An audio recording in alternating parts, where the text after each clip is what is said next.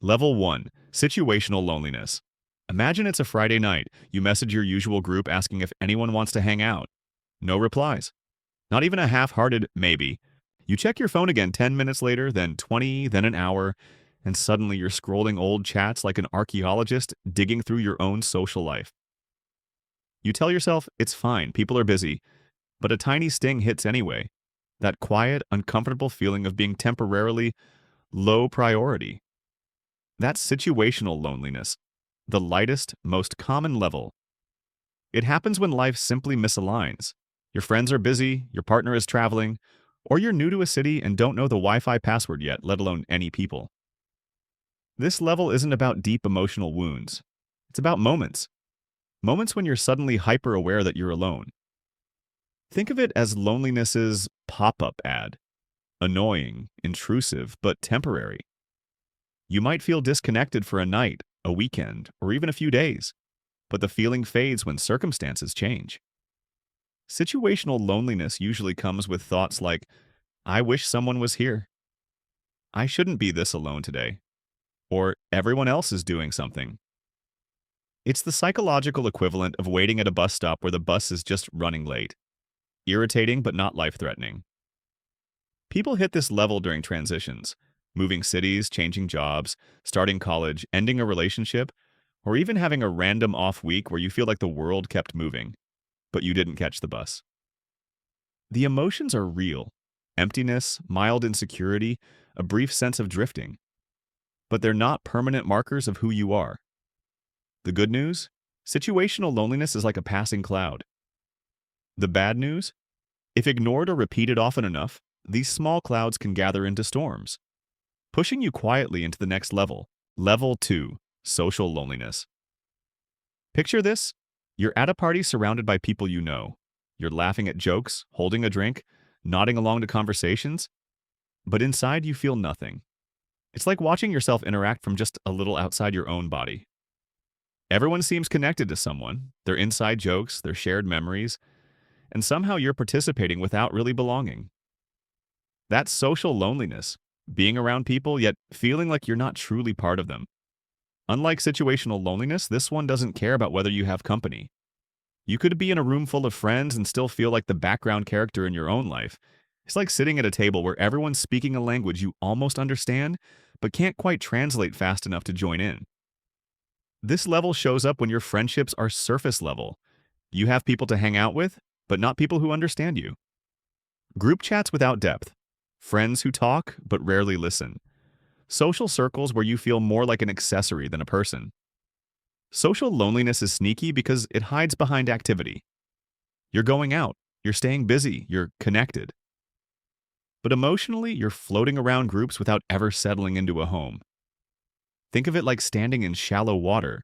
You're technically in, but not deep enough to feel anything real.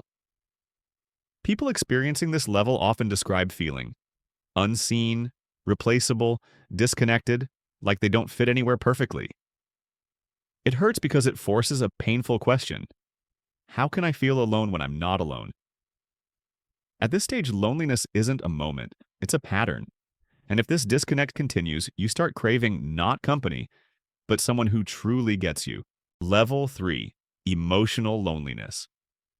Now imagine this. You have people in your life who care, friends who would pick you up from the airport, parents who check on you, coworkers who laugh with you. But when something real happens, heartbreak, failure, fear, anxiety, grief, you suddenly realize you have no one to share the truth with. Or worse, you try, but nobody understands. This is emotional loneliness. The level where you're not just alone, you feel unheard. It's the kind of loneliness where conversations feel shallow, where opening up feels impossible, and where the world seems full of people. Just none who can meet you where you are emotionally. Picture sending a long, vulnerable text and getting a "damn, that's crazy" reply.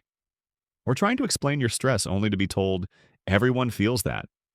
Or sitting next to someone you love and realizing you can't talk to them about what's actually hurting you. Emotional loneliness feels like holding a heavy box that no one else can see. People ask, why do you seem off today? But when you try to explain, the words don't land. Instead of feeling supported, you feel dismissed, misunderstood, or emotionally invisible. This level usually forms when you've been invalidated too many times. You grew up hiding your feelings. Your current relationships lack emotional depth. You fear being too much for others. You've learned to self-soothe alone. On the surface, you seem fine. Inside, you're drowning in unsent messages and unfinished conversations. Emotional loneliness is heavier than the previous levels because it convinces you that even if someone were right beside you, you'd still feel alone. And when emotional loneliness lasts long enough, it slowly reshapes your worldview, pulling you into deeper, darker territory. Level 4. Existential loneliness. Imagine sitting in your room at night. Everything is quiet. Your phone is on the table, notifications are dry, and for a moment you stare at the ceiling thinking, why does any of this feel empty? You're not sad, you're not crying, you're not desperate. You're just quietly aware that you feel alone in a much deeper, almost cosmic way. That's existential loneliness. The level where you're not just longing for people, you're longing for meaning. It's the sense that no matter who surrounds you or what you do, there's an invisible wall between you and the world. Not built by others, but built by the human condition itself. It's the kind of loneliness philosophers write books about and poets turn into heartbreak lines. This level often appears when you start asking questions like, do people actually understand me? Why do I feel separate from everything? Why do I feel like a visitor in my own life? In existential loneliness, life feels like a movie you're watching instead of living. You go through routines mechanically, you laugh when expected, talk when needed, and exist as usual, but your inner world feels strangely distant from everything outside it. The disconnect isn't just emotional, it's existential. A quiet, heavy awareness that you are fundamentally alone inside your own mind. Metaphorically, it feels like standing in the middle of a crowded train station while everyone rushes past you with purpose, and you're just observing, detached, floating, present, but not anchored. People in this level often describe themselves as feeling like outsiders looking in, experiencing life through glass, drifting, disconnected from their own identity. This is the level where loneliness isn't about others anymore. It's about your relationship with yourself and your place in the world. Level 5. Chronic or identity loneliness. Picture waking up one day and realizing loneliness isn't something you feel anymore. It's something you are. It's no longer a moment or a pattern. It's a default state. This is chronic loneliness, the level where isolation quietly becomes part of your identity. You start telling yourself things like, I function better alone. People don't stay anyway. No one really understands me. Being alone is easier. At this level, loneliness doesn't hurt as sharply as before. Instead, it becomes a kind of emotional numbness, a quiet, dull ache you've learned to live with. It's like wearing headphones with no music. Everything is muted, but you barely notice anymore. Chronic loneliness shows up in subtle behaviors. Declining invitations automatically, withdrawing even when someone tries, feeling tired by deep conversations, assuming you're a burden, avoiding vulnerability, convincing yourself connection is optional. You develop routines that protect you. You wake up, do your tasks, distract yourself, and repeat. On the outside, you seem stable and maybe even productive. On the inside, you're living life on airplane mode, disconnected from emotional signals. The painful part? You begin believing this is who you are. You stop expecting closeness. You stop believing in it. You stop chasing it. Loneliness becomes familiar, predictable, safe. But there's a hidden danger. Chronic loneliness rewires your brain. It makes connection feel exhausting, relationships feel risky, and vulnerability feel impossible.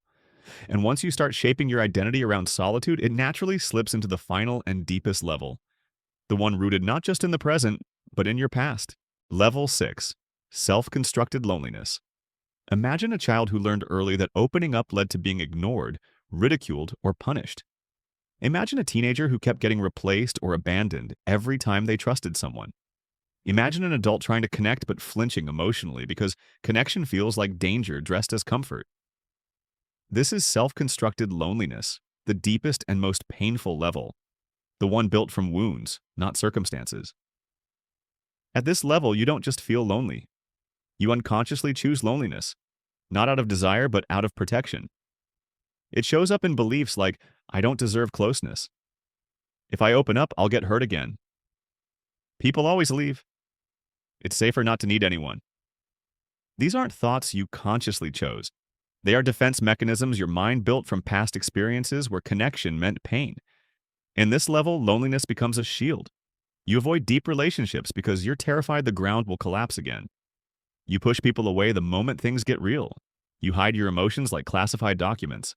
You laugh everything off, keep everything light, and avoid intimacy with the precision of someone who's trained their whole life not to get hurt again. People don't see the walls, they just see someone independent, busy, low maintenance, or emotionally stable.